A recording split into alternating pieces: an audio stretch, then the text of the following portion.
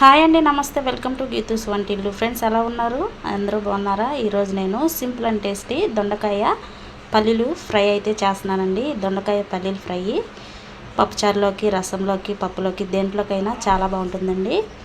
చూడండి, నేనైతే 1/2 కిలో దొండకాయలు ఇలా చిన్న చిన్న ముక్కలుగా కట్ చేసుకున్నాను. దొండకాయ తొందరగా మగ్గిపోవడానికి. అలాగే 3 టేబుల్ స్పూన్లు పల్లీలు తీసుకున్నానండి, పచ్చివి.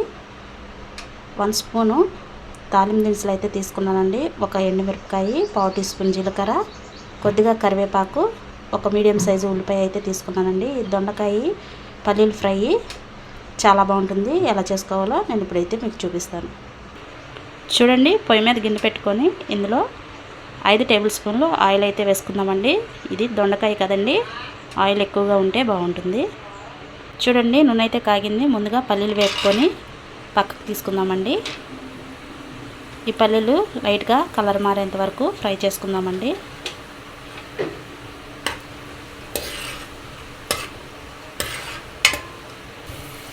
చూడండి, పల్లీలు అయితే వేగినాయి. ఇవైతే ఒక ప్లేట్లోకి తీసేసుకుందాము.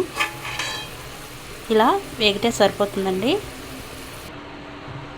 చూడండి, ఇవైతే ఒక ప్లేట్లోకి తీసేసుకున్నాను.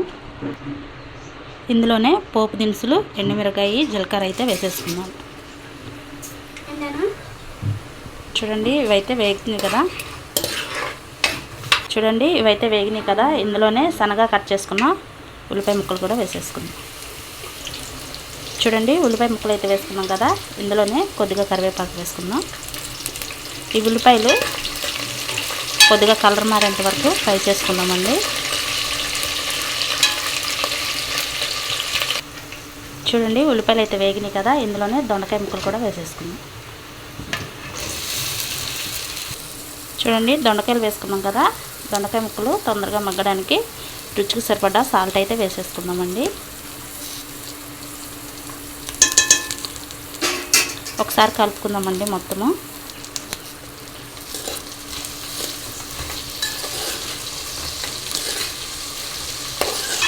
ఈ దొండకాయ ముక్కలు మగ్గాలండి. బాగా కలుపుకొని మూత అయితే పెట్టుకుందాము.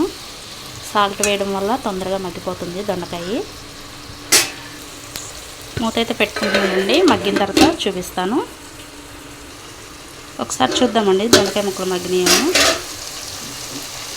చూడండి, మగ్గుతున్నాయి కదా. మధ్య మధ్యలో ఇలా కలుపుకుంటూ ఉండాలి, లేకుంటే మాడిపోతాయండి.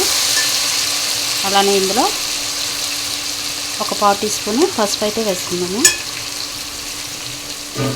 ఒకసారి అయితే కలిపేసుకుందామండి. కలుపుకొని మూత అయితే పెట్టుకుందాము.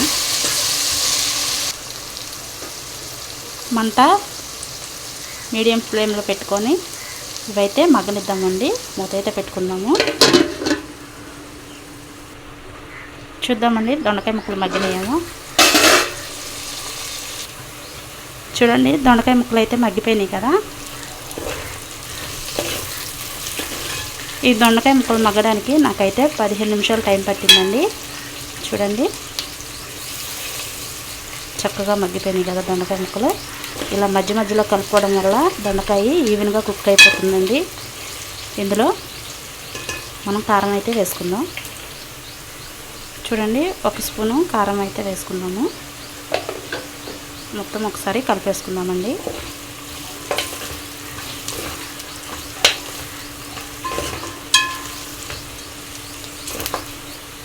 చూడండి, కారం వేసుకొని కలుపుకున్నాం కదా. ఈ కారం పచ్చివాసన పోయేంత వరకు మూత అయితే పెట్టుకుందామండి. మూత అయితే పెట్టుకున్నాము. చూద్దామండి దొండకాయ ముక్కలు వేగినాయేమో. చూడండి, కారం వేసుకున్న తర్వాత మూత పెట్టుకున్నాం కదా. చక్కగా వేగిపోయినాయి. కారం కూడా పచ్చివాసన పోయిందండి. ఇందులోనే ముందుగా మనం ఫ్రై చేసుకున్న పల్లీలు కూడా వేసేసుకుందాము. ముందు ఒకసారి అయిందేమో.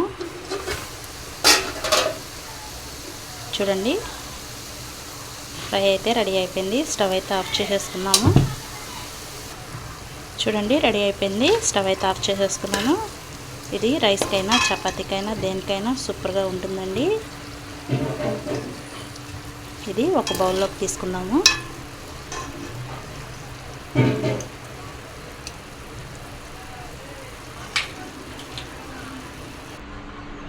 చూసారు కదండి, సింపుల్గా టేస్టీగా దొండకాయ పల్లీలు ఫ్రై అయితే రెడీ అయిపోయింది.